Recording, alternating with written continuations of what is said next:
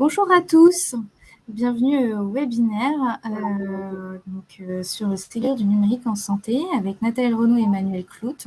Alors pour rappel, n'hésitez pas à utiliser l'onglet questions pour poser toutes vos questions durant la petite session et nous y répondrons lors d'une session de questions-réponses.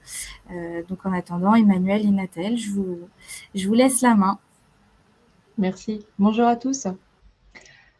Alors, nous nous retrouvons aujourd'hui pour un rendez-vous hebdomadaire concernant le Ségur du numérique en santé. Alors, ces rendez-vous, vous allez en retrouver un toutes les semaines, tous les mardis à 14 h. Le format est nouveau. L'objectif, c'est que je vous partage les actualités de la semaine. Et ensuite, nous accueillons chaque semaine un expert différent qui pourra répondre à vos questions sur un sujet particulier. Donc, je vous propose de commencer avec les actualités. Alors, les questions qu'on a le plus reçues ces derniers jours, les voici. Alors, ce qu'on nous demande beaucoup, c'est y a-t-il des règles strictes concernant le statut du logiciel pour pouvoir déposer un dossier? À partir de quand votre logiciel est éligible pour pouvoir déposer votre candidature? Alors, en fait, pour qu'un logiciel puisse, pour que vous puissiez déposer la candidature pour votre logiciel, il doit être prêt à être commercialisé. C'est-à-dire qu'on ne va pas accepter les versions bêta, par exemple. Une autre question que nous recevons beaucoup concerne le dépôt de preuves. Est-ce qu'on peut déposer un dossier initial et ensuite, dans un second temps, y apporter des compléments si nécessaire? Alors, le process pour déposer son dossier se fait en 2 temps. Premièrement, on va vous demander de vous enregistrer vous-même. Ça va être une partie plutôt administrative, où on va vous demander des informations sur votre entreprise. Et une fois que vous aurez passé cette étape administrative, vous pourrez déposer vos preuves, c'est-à-dire déposer votre dossier complet. Alors, pour ceux d'entre vous qui ont déjà passé cette étape, vous verrez que vous avez, pour chaque preuve, pour chaque exigence, on va vous demander la preuve correspondante. Vous pouvez déposer ces preuves en prenant le temps que vous souhaitez. Par contre, vous ne pouvez soumettre votre dossier qu'une fois qu'il est complet.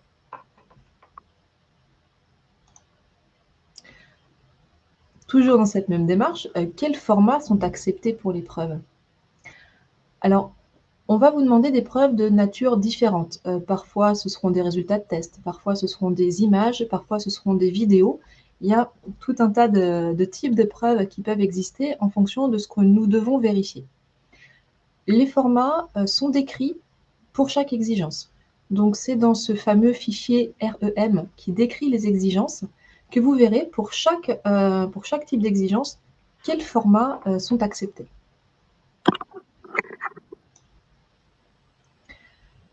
Est-ce que vous pouvez déposer vos preuves en une seule fois? Alors non, ça aurait été certes plus pratique et plus rapide, mais comme nous devons vérifier que votre logiciel répond à chaque exigence, nous devons avoir une preuve en face de chaque exigence.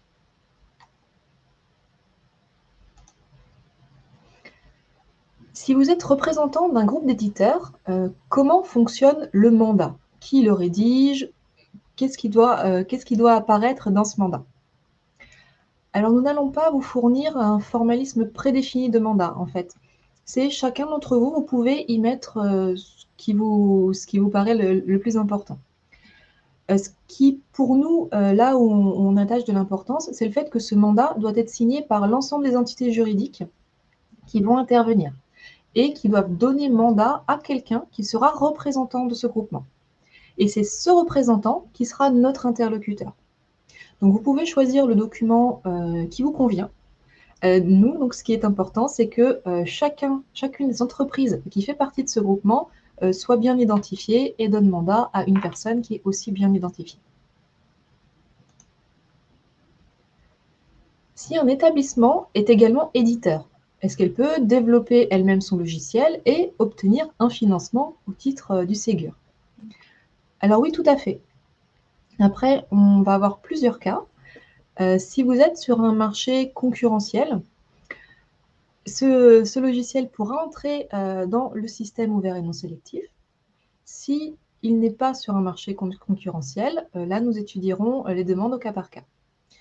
Dans tous les cas, ce logiciel, développé par un établissement, doit respecter les exigences qui sont décrites dans le DSR.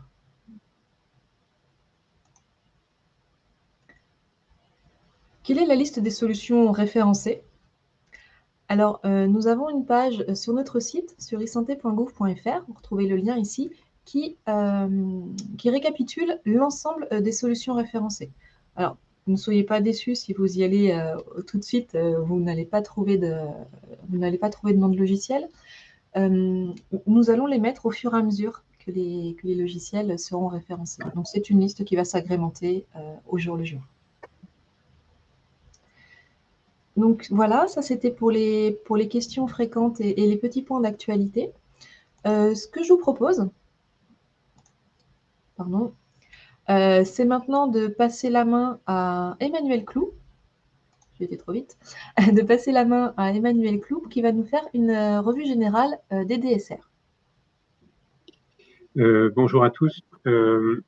Oui, donc Emmanuel Clout, agence du numérique en santé, directeur du domaine convergence et conformité. Là, donc on est en charge de la rédaction des DSR et aussi du référencement Ségur en fait et du traitement des différentes candidatures qu'on peut recevoir. Et là, en fait, l'objet, comme l'a indiqué Nathalie, c'est de faire cette revue la générale des DSR et de vous exposer en fait les modifications qu'on a prévues qui sont en cours là de réalisation de ces DSR pour que vous puissiez comprendre la manière dont on a formalisé ces modifications et que ce soit facilement, enfin que vous n'ayez pas de difficulté à vous les approprier puisque on est bien conscient que ces DSR ils sont denses, enfin ils font preuve, il y a énormément de preuves à fournir, il y a toutes les exigences qui sont listées une par une, les scénarios de conformité. Et il n'est pas question que vous soyez obligé d'aller chercher et de comparer scénario par scénario, preuve par preuve ou exigence par exigence, si celles-ci ont changé depuis la publication initiale. Donc en fait, ce qui se passe, c'est que depuis le 11 août, et comme l'a indiqué Nathalie, bien on reçoit des questions de la part des éditeurs sur les exigences, les scénarios, les preuves, que certaines d'entre elles on y répond directement, d'autres font l'objet de fac, et il y en a certaines, on s'est dit bien autant préciser certains points dans les DSR pour éviter que les éditeurs soit nous reposent des questions ou que ce soit aussi plus facile pour les éditeurs pour présenter leur candidature et présenter leurs preuves. Un point qui est hyper important, c'est qu'il n'y a pas on n'a pas modifié et on ne modifiera pas les exigences. Hein. Ça, c'est un principe de base qu'on s'est fixé dans la mesure où déjà ces DSR font partie des arrêtés qui ont été publiés mi-août. Donc, ils ont une force réglementaire, on va dire. Je ne suis pas juriste, mais on va dire ça comme ça. Et en plus, il y a des éditeurs, dont peut-être certains sont ici, qui se sont déjà engagés dans les développements. Donc, il n'est pas question de dire cette exigence est annulée, alors que peut-être un éditeur y a passé pas mal de temps en termes de développement. Donc, ce serait quand même un peu dommage. Donc c'est quand même assez très strict. Hein. Les modifications qui ont été faites sont à la fois mineures et ne portent pas sur des changements d'exigence. Donc ce que je vais vous présenter, on va pas balayer forcément tous les DSR parce que ce serait à mon avis un peu long et un peu fastidieux.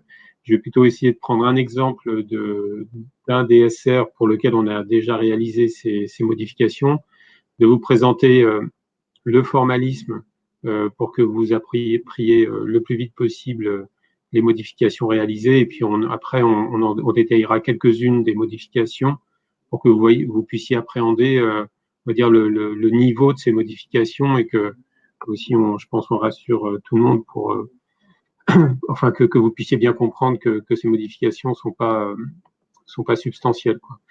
Alors là, il faut juste que j'arrive à retrouver correctement le document.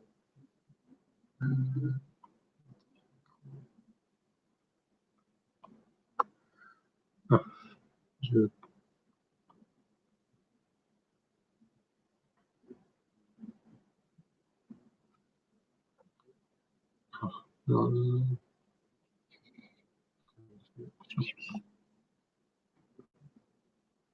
Alors, est-ce que vous voyez quelque chose ou c'est clair? Oui, c'est bon. C'est bon? Voilà. Donc là, typiquement, donc là, vous avez un exemple, hein, j'ai pris comme exemple le référentiel d'exigence logiciel de gestion de cabinet pour le couloir médecin de ville. J'aurais pu en prendre un autre, mais bon, enfin, voilà. Et vous avez donc vous avez l'onglet page de garde, un onglet guide de lecture du document, et puis l'onglet avec l'ensemble des exigences, des scénarios et des preuves. Et en fait, dans l'onglet page de garde, on a tracé toutes les modifications et l'historique du document. Donc là, vous avez la version 1 qui a été publiée le 14 août sur le site de l'ANS et l'arrêté datant du 11 août. Et ce qu'on a fait, donc on a rajouté évidemment pour la version, alors là ça se voit pas bien, mais pour la version 1.1, la date, je pense que la date, ça sera daté de fin de semaine, parce qu'on va tout publier d'ici fin de semaine. On a l'auteur, c'est toujours l'ANS, et là on a vraiment précisé les modifications qu'on a réalisées, et pour chaque modification réalisée, on cite l'exigence qui est concernée, les scénarios concernés, le ou les scénarios concernés, et la preuve concernée, quoi. Voilà, pour que ce soit vraiment le plus facile à lire pour vous et que vous n'ayez pas à rebalayer, comme je disais, l'ensemble des exigences et des scénarios. Donc là, après, je vais essayer d'en balayer quelques-unes pour vous donner pour que vous puissiez comprendre le niveau des modifications qui ont été apportées. Donc là, typiquement, si on prend celle-ci, l'ajout de la première, ajout de l'URL de test Gazelle qui permet la collecte des preuves de conformité demandées dans le cadre du Ségur en complément de l'URL du bac à sable de test Gazelle. Alors, et ça impacte ici les exigences, enfin les scénarios de conformité, pardon, doc 1.1, enfin il y a la liste qui est là, je vais pas la reprendre, mais voilà, ça permet tout de suite de savoir la portée, on va dire, de la modification. Et sur le contenu exact de la modification, en fait, ce qui a été fait, c'est que quand on a publié en août, mi-août, les DSR, et c'était pareil quand ils étaient en version pré-information, alors ça dépend lesquels, mais entre fin juin et début juillet, on avait indiqué l'URL de la plateforme de test Gazelle pour réaliser les tests d'interopérabilité dans un environnement dit de bac à sable. Donc, donc c'est l'URL qui existait. Et ce qu'on a fait pour le référencement Ségur, c'est que on a créé un environnement spécifique en fait, qui est vraiment une copie de l'environnement et du bac à sable Gazelle. On a recréé un environnement Gazelle pour vous permettre de réaliser les tests d'interopérabilité et de construire les preuves dans un environnement complètement propre, en fait, qui n'est pas un bac à sable, ce qui nous paraissait important à la fois en termes un peu d'auditabilité, si jamais on veut retrouver à terme des preuves, et aussi dans un souci que ce soit pas pollué par tous les tests qui sont effectués comme ça sur ce qu'on appelle le bac à sable Gazelle. Voilà. Et cet environnement, il n'était pas disponible mi-août. Par contre, il l'est maintenant. Donc, on a ajouté cette URL de test, l'URL de l'environnement de test pour le référencement Ségur, pour les tests d'interopérabilité. Et un dernier point, j'en profite parce que c'est pas forcément évident quand vous présentez votre candidature et quand vous collectez vos preuves, vous pouvez dès à présent en fait utiliser que vous ayez une candidature Ségur ou pas. Vous pouvez d'ores et déjà faire des tests dans l'espace de test bac à sable Gazelle dès maintenant. Et quand on aura vérifié, vous aurez déposé votre candidature pour qu'on puisse vérifier son éligibilité, une fois que on aura confirmé l'éligibilité de votre candidature, que vous avez choisi le bon DSR, et que si par exemple vous avez candidaté sur le couloir médecin de ville, eh bien vous êtes bien un logiciel de gestion de cabinet et pas un DPI pour évidemment je force le trait. Une fois qu'on aura vérifié tout ça, qu'on a vérifié toutes les pièces administratives, on vous créera l'accès à cet environnement de test Gazelle pour le référencement Ségur et pour que vous puissiez collecter vos preuves de la façon la plus fiable possible, quoi. Voilà. Donc c'est cette modification, voilà, qui donc change rien, hein, sur à la fois sur les exigences ou même sur le scénario de conformité qui lui reste le même. Ensuite, là, il y a deux modifications qu'on a réalisées. C'est des preuves en fait qui étaient en doublon sur des scénarios de conformité messagerie sécurisée de santé et dont on s'est rendu compte. Enfin, c'est un peu on va dire des scories ou des erreurs de forme en fait. Hein, donc ça, c'est ces exigences MSS 1 là. C'est pour l'envoi de messages à un PS. C'est ce scénario de conformité là, que ce soit MSS 1 ou MSS 21, et il y avait des preuves en double en fait qu'on a retirées. Ça, c'est quand même plus clair après évidemment en termes de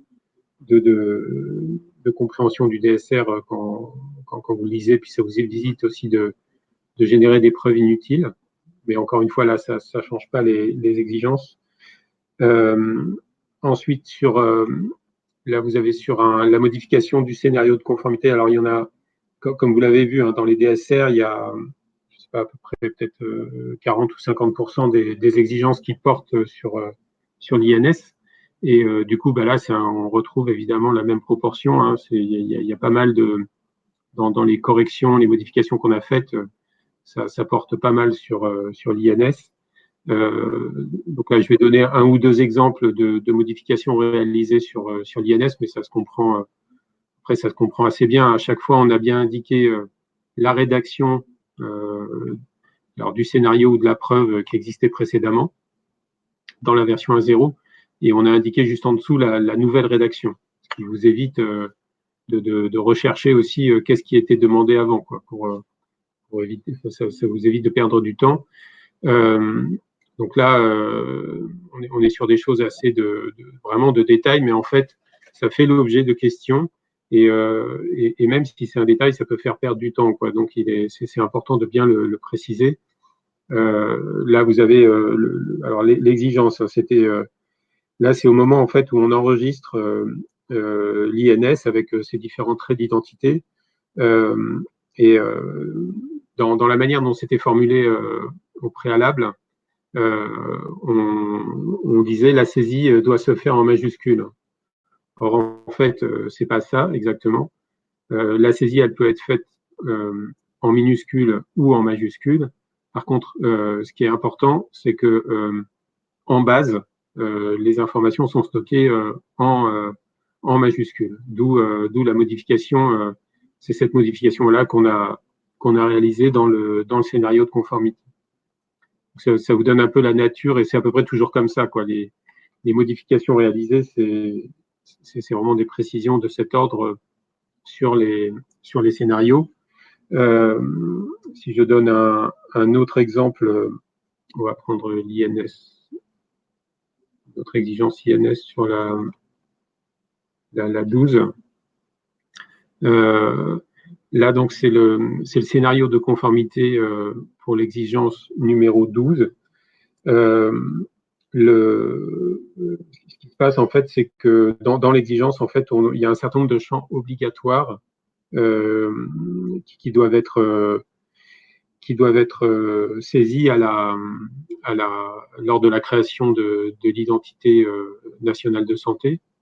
Et ce qu'on avait dans l'ancienne rédaction, c'est que quand on crée cette identité, on demandait de ne pas alimenter à tour de rôle le champ non utilisé et le champ prénom utilisé, ce qui obligeait à avoir grosso modo deux séquences d'enregistrement de la preuve. Une première avec le champ non utile, pardon, avec un premier enregistrement où vous aviez juste le champ non utilisé qui n'était pas alimenté, puis une deuxième où c'était le champ prénom utilisé qui n'était pas alimenté. Et en fait, là, ce qu'on a fait, c'est qu'on a fait une nouvelle rédaction pour simplifier la production de la preuve et la réalisation du scénario où en fait les deux champs ne sont pas alimentés en même temps, ce qui évite de faire deux opérations différentes. Voilà, donc c'est du détail, mais en fait à chaque fois c'est un peu de temps gagné et puis aussi des précisions utiles pour vous qui êtes qui réalisez qui constituez les dossiers de preuve. Dans le même type, un autre type de preuve, par exemple, qu'on peut donner en exemple, c'est sur l'INS, alors c'est la 19 et la 20, juste que je retrouve. Non, c'est pas là. Excusez-moi. Voilà, là c'est l'exigence INS 19, alors c'est aussi la 20 et la 21. Dans cette exigence, en fait, il y avait une imprécision. L'exigence, ça consiste en fait à dire que ça consiste à prévoir que dans la solution, on puisse paramétrer la liste des justificatifs d'identité qu'on va demander à un patient en termes pour garantir son identitovigilance. Et donc là, il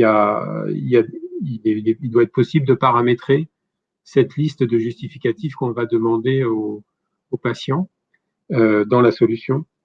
Et ce paramétrage, en fait, on indiquait que ce paramétrage se faisait par utilisateur.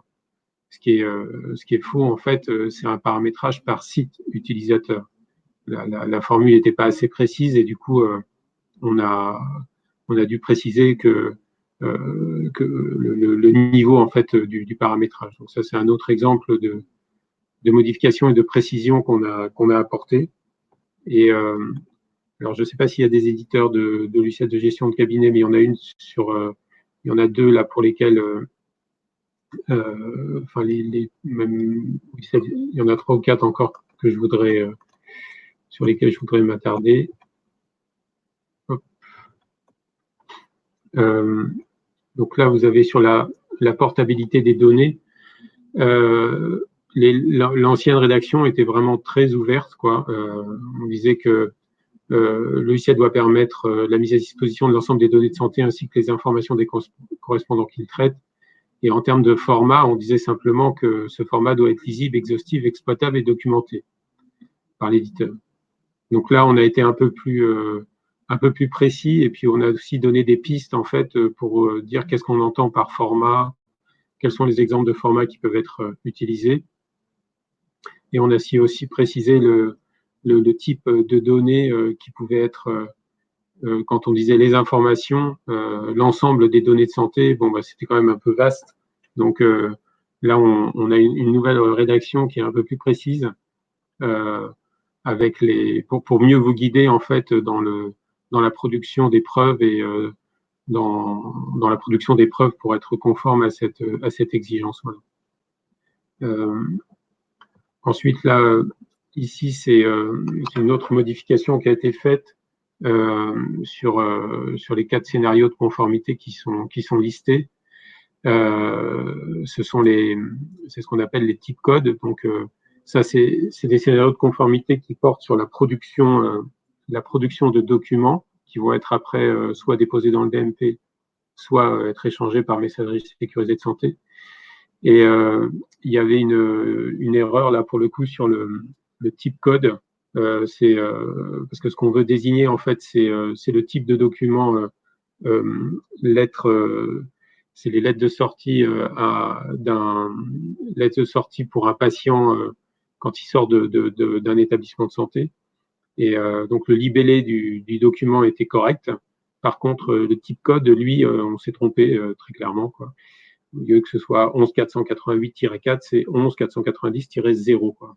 Donc voilà, donc ça c'est, on a fait la modification dans les scénarios de conformité et il fallait qu'on, voilà, fallait qu'on le fasse, mais ça change rien. Sinon, on est bien sur toujours le même type de document à produire par logiciel de gestion de cabinet. Et il y en a une dernière sur laquelle ça vaut aussi la peine de passer un peu enfin, c'est l'avant-dernière. Il y en a une, je remonterai avant. C'est sur les exigences messagerie sécurisée de santé, où on demande en fait que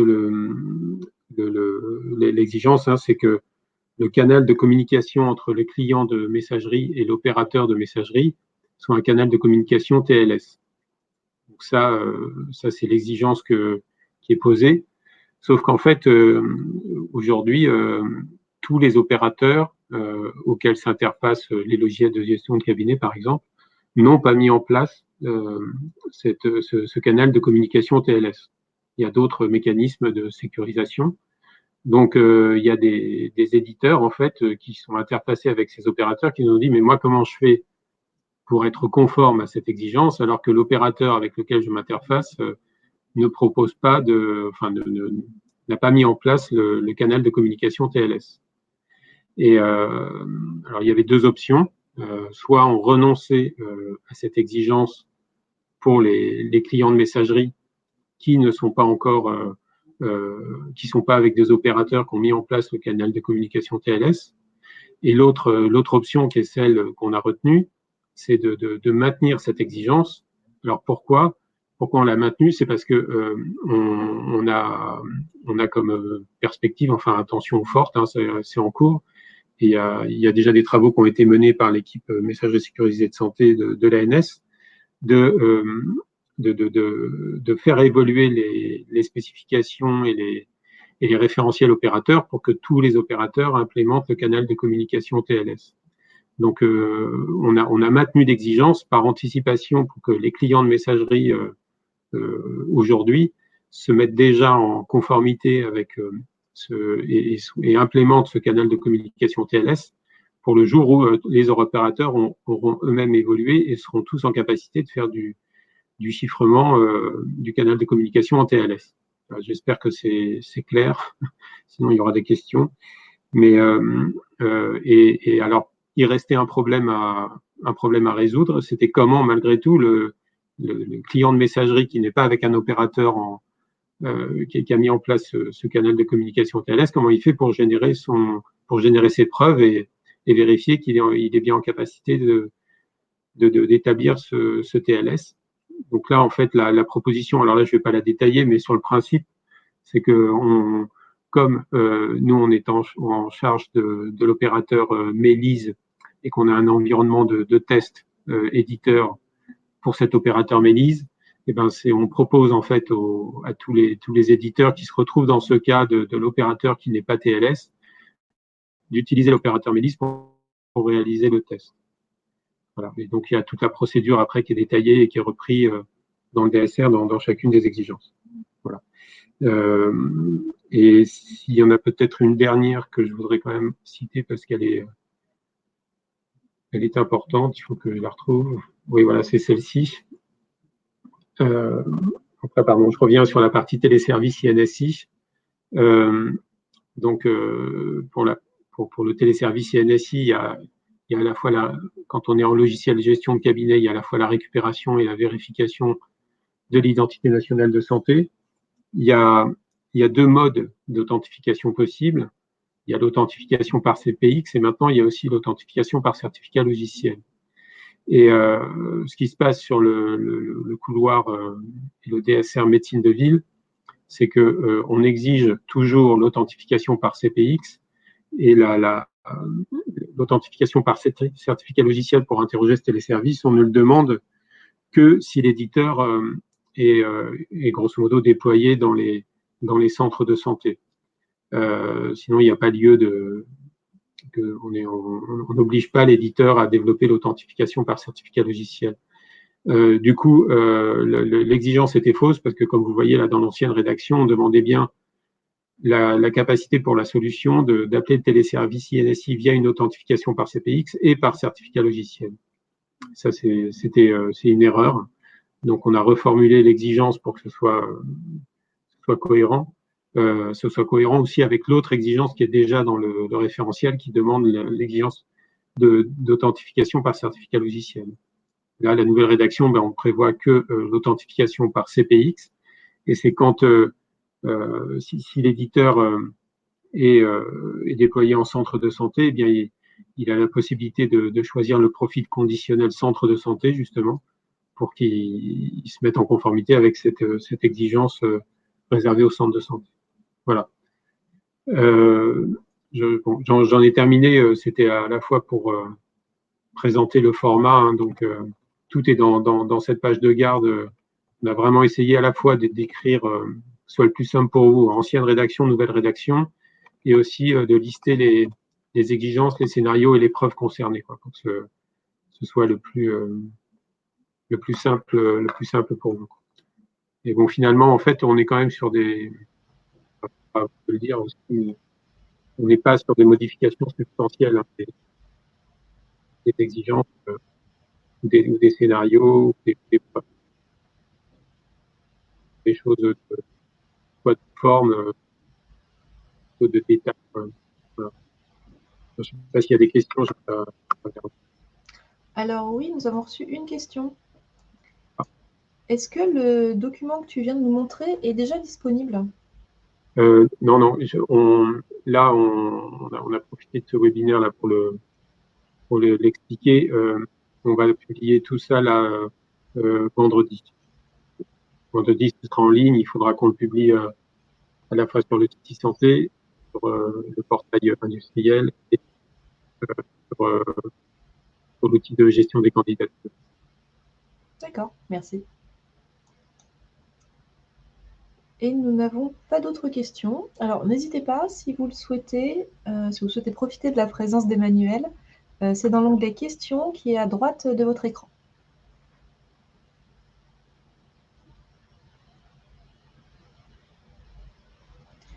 En attendant qu'il y ait d'éventuelles autres questions, Emmanuel, je te revole le partage.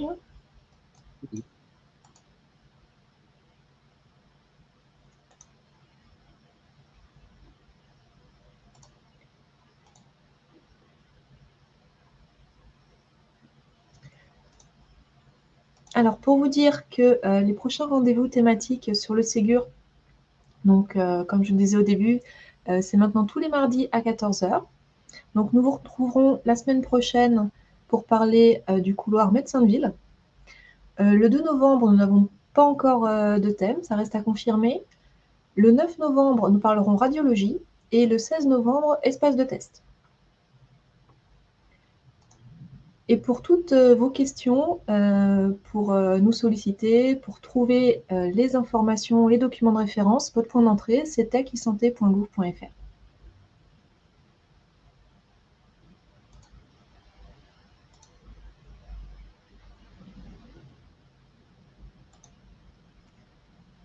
Alors, nous n'avons pas d'autres questions, donc si ça vous convient, je propose qu'on arrête là. Vous retrouverez bien sûr les explications que vous venez d'avoir en replay, et je vous dis à la semaine prochaine. Merci à tous, merci à toi Emmanuel. Merci. Au revoir.